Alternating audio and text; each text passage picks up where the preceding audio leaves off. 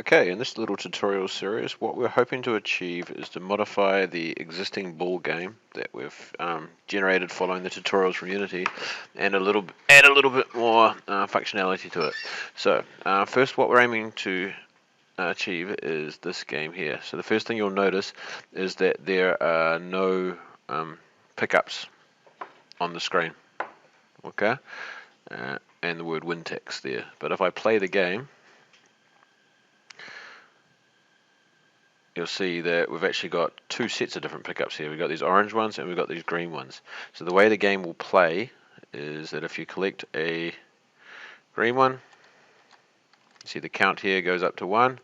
If I collect the second one, I'll win the game. Everything stops. I can't control the player anymore, and these stop.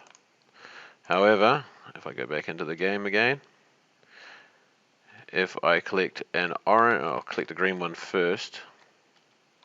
Okay, if I collect an orange one now, see it goes from 1 down to 0, and if I go down into the negative numbers, I lose and it stops the game.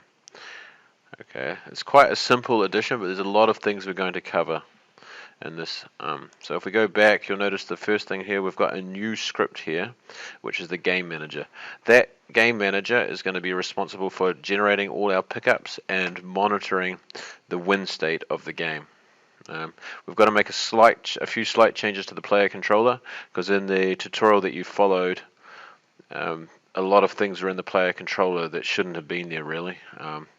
There's no reason to have things like counting if the player has won or lost in the player controller. The player controller should pretty much be just controlling the way the player plays. Okay, so anyway, we'll get into that. So that's what we should achieve in the next few videos. Cheers.